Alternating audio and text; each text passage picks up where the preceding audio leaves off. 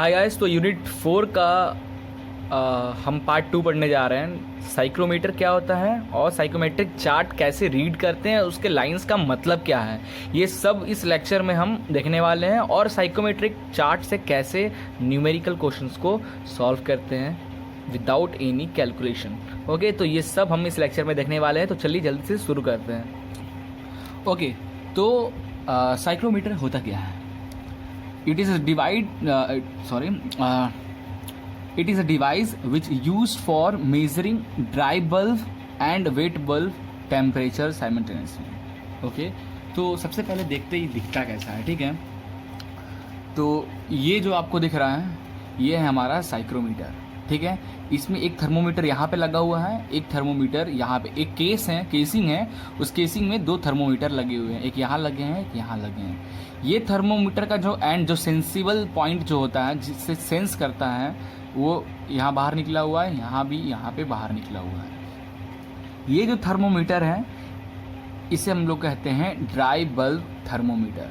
तो ये dry bulb temperature आपको मेज़र करके देता है एटमॉस्फेयर का, क्लियर है। और ये जो थर्मोमीटर है इसे हम कहते हैं वेट बल्ब थर्मोमीटर। ये आपको वेट बल्ब टेम्परेचर मेज़र करके बताएगा एटमॉस्फेयर का, क्लियर।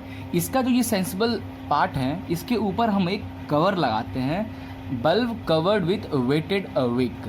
तो विक पहना देना, जैसे कि आप टकले हो तो सर में एक विक पहन लेते हो बालों का, ठीक है। वैसे ही इसके ऊपर एक कॉटन क्लॉथ या एक विक लगा रहता है जो कि गीला होता है, उसको हम नॉर्मली जो पानी से उसको वेट करके उस पर ऊपर पहना देते हैं, ठीक है। तो वो हेल्प करता है वेट बल्ब टेम्परेचर फाइंड करने में एटमॉस्फेयर का, clear.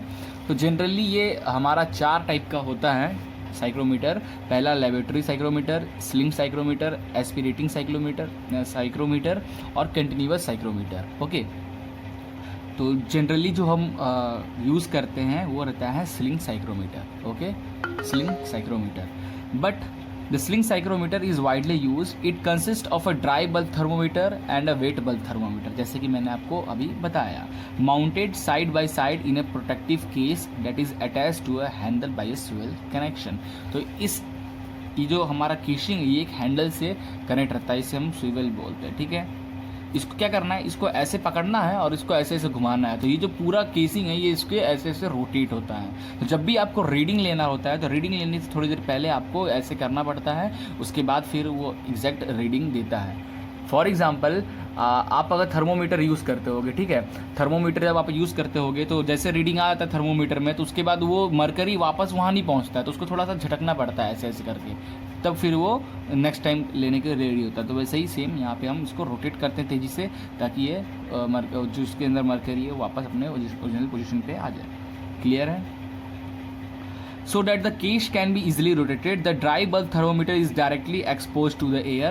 Yes, it directly exposed to the air से direct match है। But wet bulb thermometer, जो ये बल्ब निकला wet bulb thermometer is covered by a wick thoroughly wetted by a distilled water। तो normal distilled water से ये Wick weighted है, clear है। तो बस इसको रोटेट करो और देन इसको नॉर्मली कर दो, तो ये टेम्परेचर ड्राई टेम्परेचर आपको बताएगा एटमॉस्फेयर का, और ये हाउ मच वाटर वेपर जो मॉइस्चर में है उसके कारण जो वेट है बल्ब टेम्परेचर, वो आपको ये बताएगा, क्लियर है।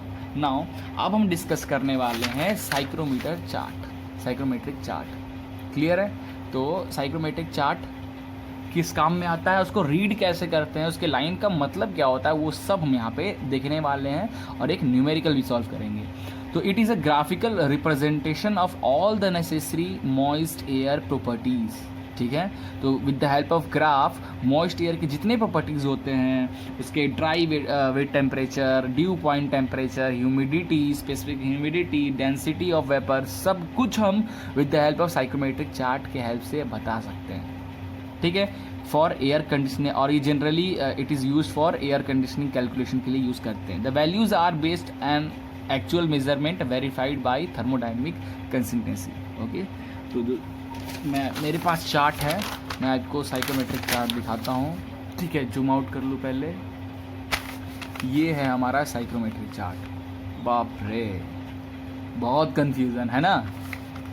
इसको मैं एकदम इजी बना देता हूँ आपके लिए। इस चार्ट को कैसे रीड करना है, 1 बाय 1 एक एक लाइन मैं आपको बनाते हुए दिखाऊंगा कि इस लाइन का मतलब क्या है, ये जो लाइन आ रहा है इसका लाइन मतलब क्या है, ये जो लाइन जा रहा है इसका मतलब क्या है, ये स्केल कौन सा स्केल है, ये कौन सा स्केल है, इसकी हॉरिजेंटल में ड्राई बल्ब टेम्परेचर है, इसके वर्टिकल में स्पेसिफिक ह्यूमिडिटी है, ठीक है, this is sensible heat factor. ये सब हम आपको रीड करना यहाँ पे सिखा रहे हैं, ठीक है। तो चलिए देखते हैं। तो ये है साइकोमेट्रिक चार्ट, जिसमें कोई भी लाइन नहीं बना हुआ है, सिर्फ स्केल ही स्केल आपको यहाँ पे दिख रहा होगा। क्लियर है? अब मैं आपको इसको डिफाइन करने जा रहा हूँ, ठीक है। तो साइकोमेट्रिक चार्ट, ये जो आपको दिख रहा है ये वाला पार्ट, ये है मेन साइकोमेट्रिक चार्ट का मेन पार्ट, ठीक है, जिसका ये जो हॉरिजेंटल लाइन है, ठीक है, ये डिफाइन करता है हमारा dry bulb temperature, dry bulb temperature in degree Celsius में। ये लाइन हमारा डिफाइन करता है ड्राई बल्ब टेम्परेचर। ये जो लाइन है ये वर्टिकल लाइन, ठीक है, ये हमारा बताता है स्पेसिफिक ह्यूमिडिटी। तो यहाँ पर लिख देते हैं स्पेसिफिक ह्यूमिडिटी। क्लियर है? ये जो स्केल है, ये जनरली ये स्केल किस लिए है, ये है एंथैल्पी बताने के लिए। ये स्केल आपका एंथैल्पी बताता है, ठीक है, एंथैल्पी बताता है किलो जूल पर केजी ऑफ ड्राई एयर। ये स्केल पे जो भी लाइन आके टकराएगा वो जो जिस पॉइंट पे टकराएगा इस स्केल में, वो जो पॉइंट की वैल्यू होगी वो होगी एंथैल्पी, उस वेपर की एंथैल्पी।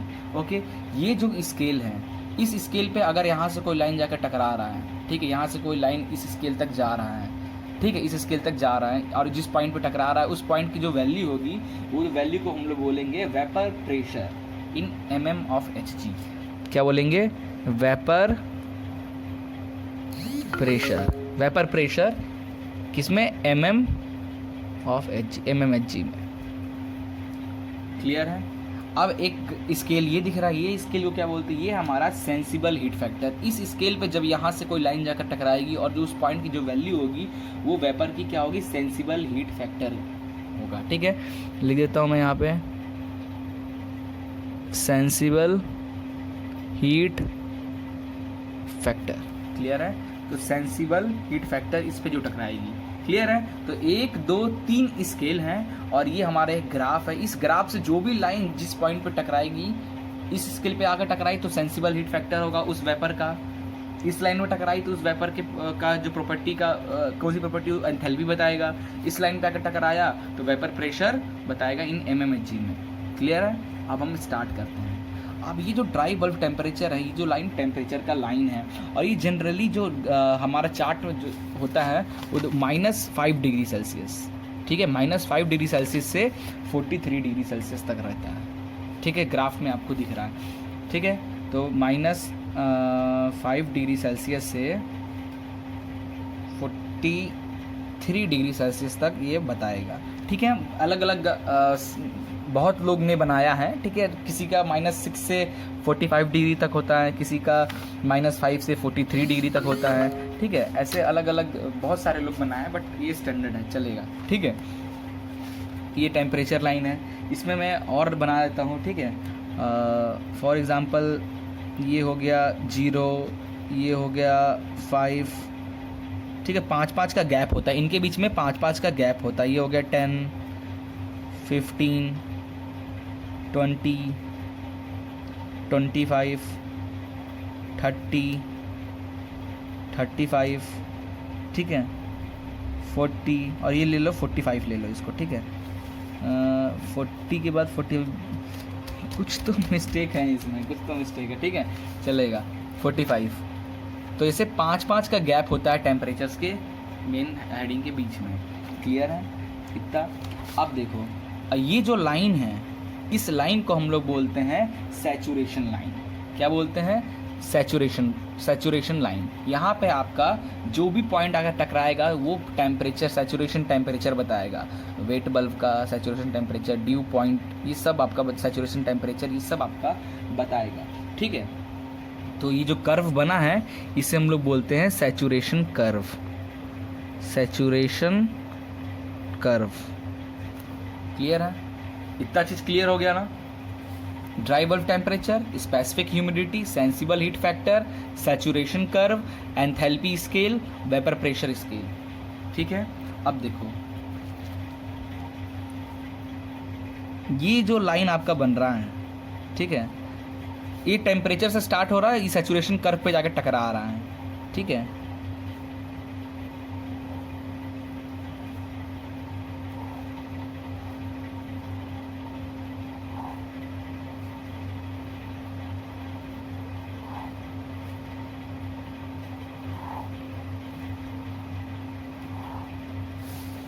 क्लियर है? ये जो लाइन हमने बनाया ये क्या है? ये जो लाइन है हमारा, इस लाइन को हम लोग कहते हैं ड्राई बल्ब टेम्परेचर लाइन। ठीक है, क्या कहते हैं? Dry bulb temperature line. Dry bulb temperature है, तो ये जो लाइन हमने बनाया है, सैचुरेशन कर्व तक हमने टच कराया है, तो ये लाइनिंग को हम लोग बोलते हैं ड्राई बल्ब टेम्परेचर लाइन। ठीक है, तो जो टेम्परेचर है वो जो लाइन बने हैं वो 5-5 के गैप पे ये लाइन बने हैं। ठीक है, अगला हम जो है स्पेसिफिक ह्यूमिडिटी और मॉइस्चर कंटेंट लाइन बनाने वाले हैं। स्पेसिफिक ह्यूमिडिटी जो है मॉइस्चर कंटेंट लाइन बनाने वाले हैं। ठीक है, ये लाइन कैसे आएगा? यहाँ से डेवलप होता है। ठीक है, इनके बीच में भी 5-5 का गैप होता है। क्लियर? तो जैसे कि इसमें देखो आप, ये 0.002 से हैं, 0.004, 0.006, 0.008, ये सब स्पेसिफिक ह्यूमिडिटी बता रहा है केजी पर केजी में। ठीक है, ऐसे गैप, तो ये अलग अलग जैसा है उसके अकॉर्डिंग मैं जो बना रहा हूँ ये थोड़ा सा अलग है, पॉइंटिंग मैं अलग ले रहा हूँ। ठीक है, तो फॉर एग्जांपल मैं मार्किंग कर रहा हूँ, वो मार्किंग होगा, ये पॉइंट हो जाएगी 0। ठीक है, 5, 10, 15, 20, 25 और 30, 35, 40, 45, 50। ठीक है, ये हमने पॉइंट है। ये जो लाइन यहाँ पे हम इसके पैरेलल जो बनाएंगे, अब जो लाइन हम बनाने जाते हैं वो स्पेसिफिक ह्यूमिडिटी लाइन है। ठीक है, क्या है? Specific humidity line.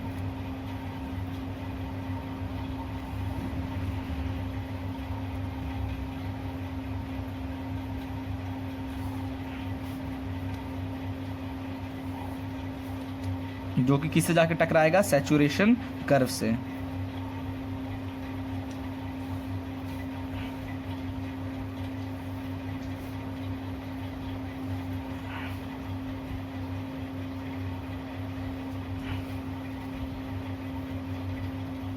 ठीक है, ये थोड़ा टेढ़ा बन जा रहा है, कोई दिक्कत नहीं।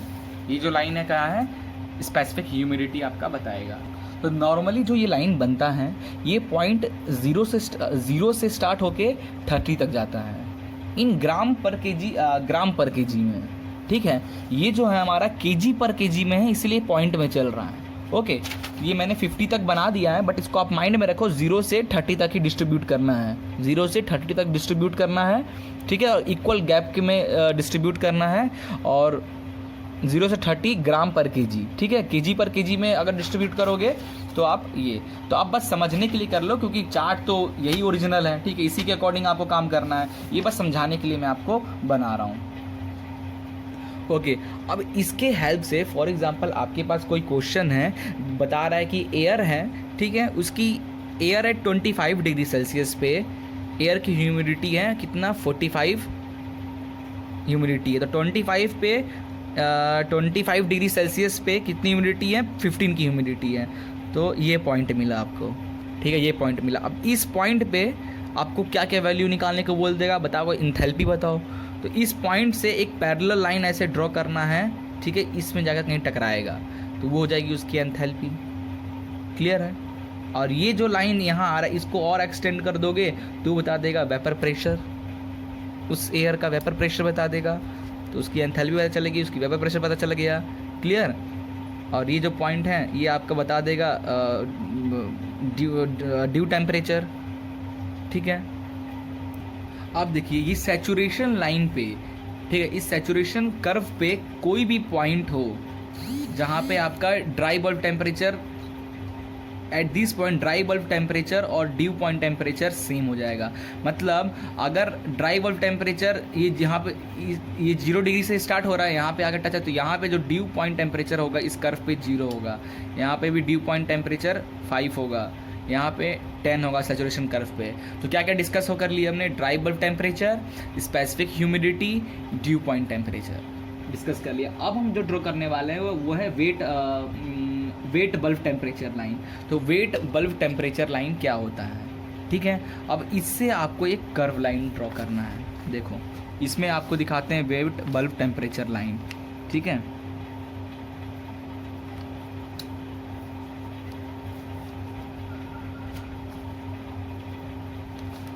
एंथैल्पी डेविएशन, रिलेटिव ह्यूमिडिटी,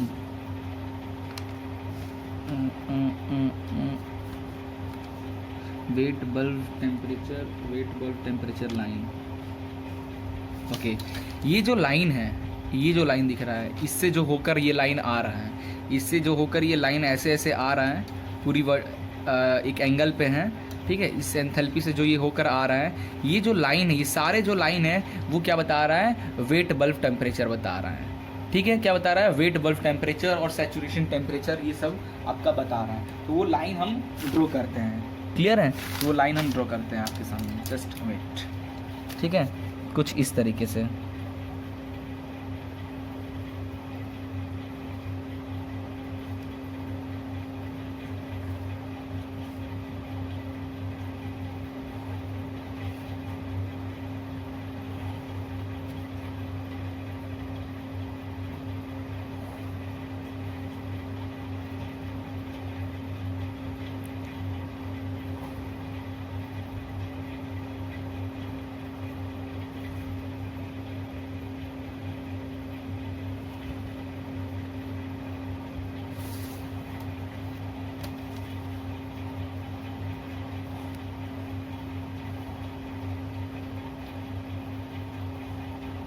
ठीक है। तो ये जो लाइन ऐसे ऐसे आ रहा है, ये सारे लाइन जो हैं, ये छोटे छोटे जिसमें लाइन ऐसे कर्व दिख रहे हैं, ये हमारा है dry bulb temperature, sorry wet bulb temperature line, ठीक है। क्या है, वेट बल्ब टेम्परेचर लाइन, जितने पॉइंट हैं, ठीक है। अब इसके अगले वाला जो टर्म है वो है हमारा एंथैल्पी लाइन।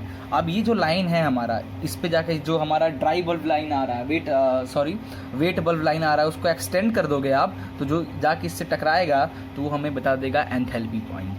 क्लियर है। तो एंथैल्पी लाइन भी हो गया। फिर से एक बार बता रहे, ड्राई बल्ब टेम्परेचर मैंने बता दिया, ये है ड्राई बल्ब टेम्परेचर लाइन, ठीक है। ये जो दिख रहा है ब्लू कलर से, ये है स्पेसिफिक ह्यूमिडिटी लाइन।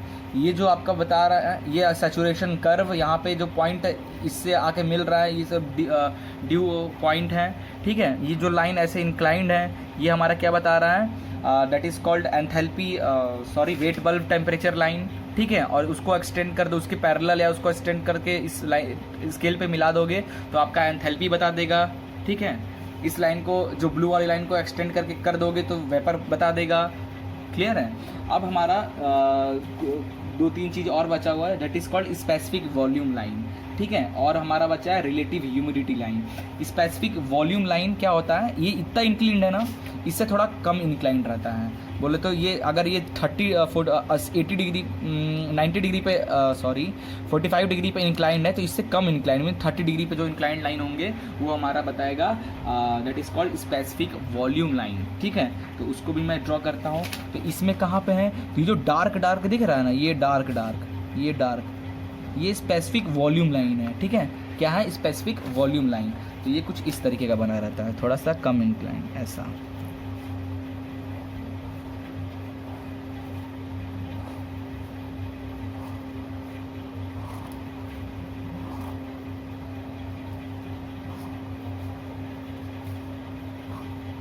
ठीक है। तो ये जो ब्लैक दिख रहा है आपको, ये क्या है, स्पेसिफिक वॉल्यूम लाइन। और यहाँ पे जो आपको डार्क दिख रहा है वो भी है स्पेसिफिक वॉल्यूम लाइन। क्लियर है।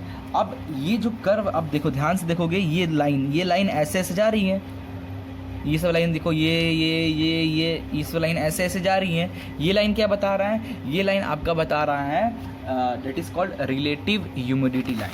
क्या है? Relative humidity line. तो उसको मैं ऐसे हाथ से ही मैं ड्रॉ कर देता हूँ इस पर, ठीक है।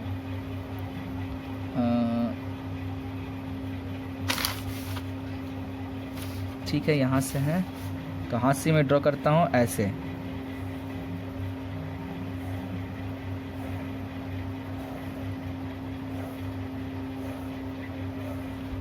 ठीक है, तो ये जो दिख रहा है वो है रिलेटिव ह्यूमिडिटी लाइन। क्लियर है। अब इस पॉइंट पे जैसे आपको यहाँ कोई पॉइंट मिला, इसको ये पॉइंट को जब इधर एक्सटेंड करोगे तो एंथैल्पी बता देगा। इसको और इसको ऐसे एक्सटेंड करोगे, परपेंडिकुलर एक्सटेंड करोगे तो बताएगा प्रेशर। फॉर एग्जांपल आपका एयर की जो क्वालिटी है, ठीक है, उसका 25 डिग्री सेल्सियस पे ह्यूमिडिटी है 0.012। तो ये 25 डिग्री सेल्सियस पे ह्यूमिडिटी है ये, तो ये लाइन आके यहाँ कहीं पॉइंट पे मैच कर रहा है। ठीक है, इससे जो लाइन ये लाइन जा रहा है, इसको आप फर्दर एक्सटेंड करेंगे तो उस एयर की आपको वेपर प्रेशर मिल जाएगा। इस पॉइंट पे वेपर प्रेशर मिल जाएगा। क्लियर है। इस लाइन से आप देखो, ये इस पॉइंट से कहाँ सा, ये वाला पॉइंट, इस पॉइंट के पास से जो ये लाइन ऐसे इंक्लाइंड जा रही है, उसको एक्सटेंड कर दोगे तो आपको एंथैल्पी मिल जाएगा। ठीक है, एंथैल्पी मिल जाएगा। इस लाइन से जो ये कर्व जा रहा है, ऐसे जो कर्व जा रहा है, वो रिलेटिव ह्यूमिडिटी, आपको उस पॉइंट का रिलेटिव ह्यूमिडिटी मिल जाएगा, that is 60% relative humidity.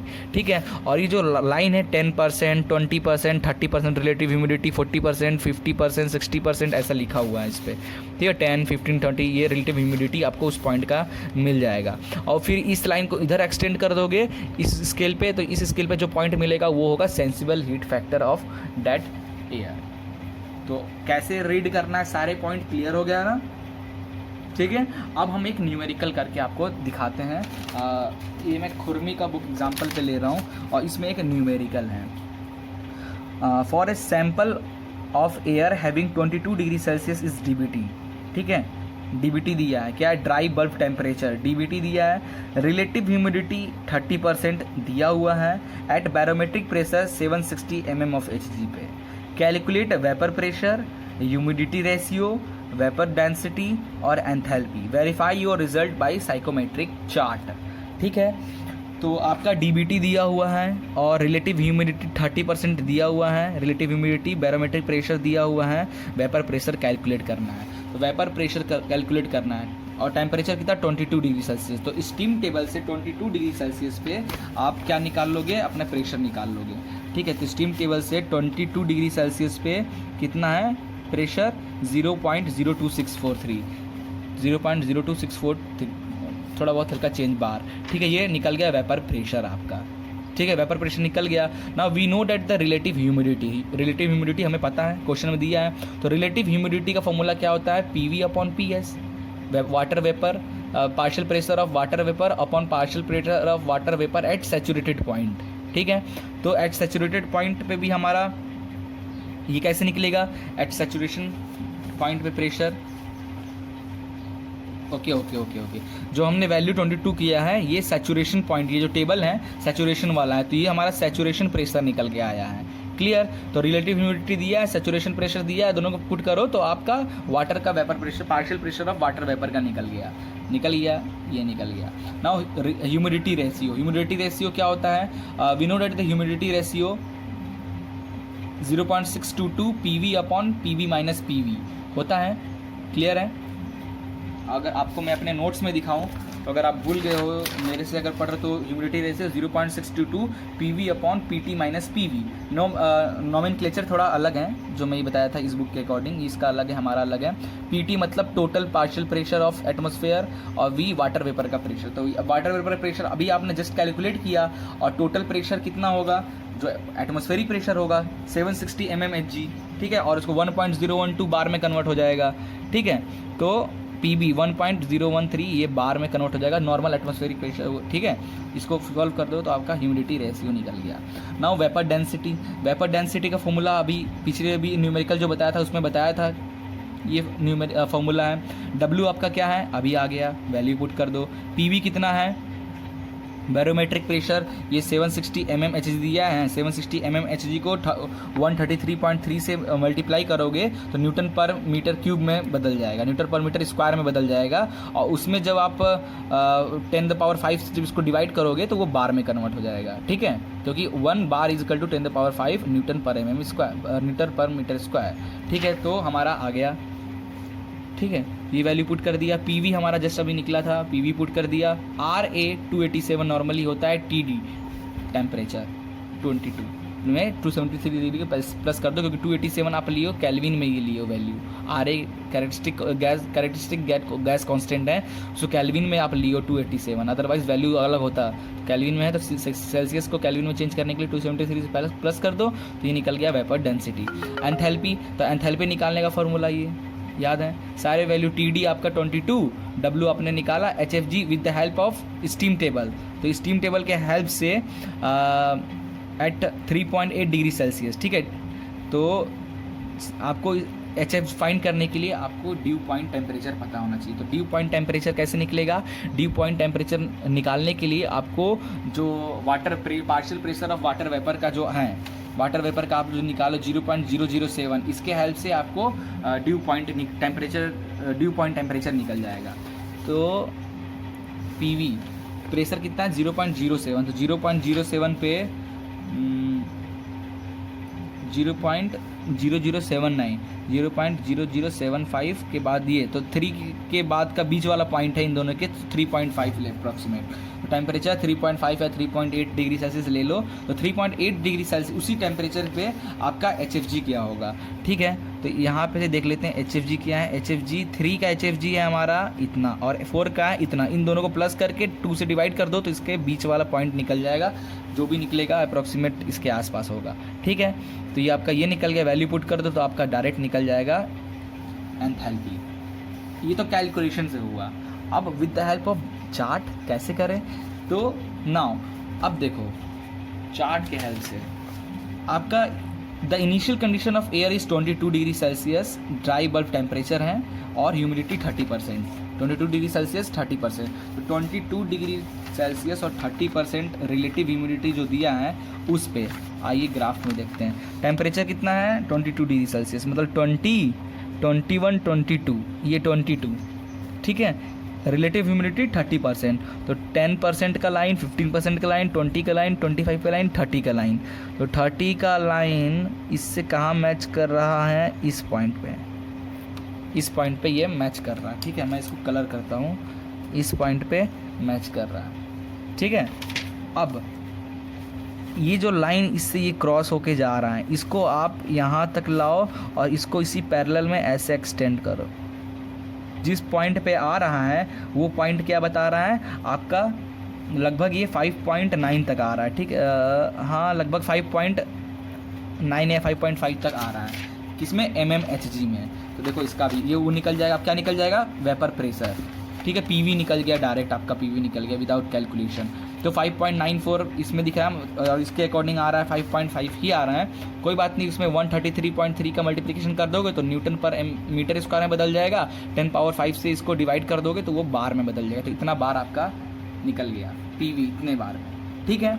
Now अब and humidity ratio at point इस पे। अब ह्यूमिडिटी रेशियो कैसे निकालें, इसी पॉइंट पे ह्यूमिडिटी रेशियो कितना है, स्पेसिफिक ह्यूमिडिटी, ठीक है। तो इस पॉइंट पे स्पेसिफिक ह्यूमिडिटी कितना है जो हमने अभी जस्ट किया था, ठीक है। स्पेसिफिक ह्यूमिडिटी आ रहा है इतना 0.004 के यहाँ पे है, तो 0.005 के आसपास होगा, ठीक है। तो देखो, तो 0.0 इसमें भी 0.005 specific W, capital W specific humidity. तो ये स्पेसिफिक ह्यूमिडिटी निकाल लिया हमने। अगला यहाँ क्या निकालना था, वेपर प्रेशर हो गया, ह्यूमिडिटी रेशियो हो गया, वेपर डेंसिटी निकालना है, ठीक है। वेपर डेंसिटी निकालना है, तो वेपर डेंसिटी का देखो, वेपर डेंसिटी का फॉर्मूला क्या होता है, vapour density is equal to capital W upon ρA, ठीक है। अब इसको कैसे फाइंड करना है, ओके।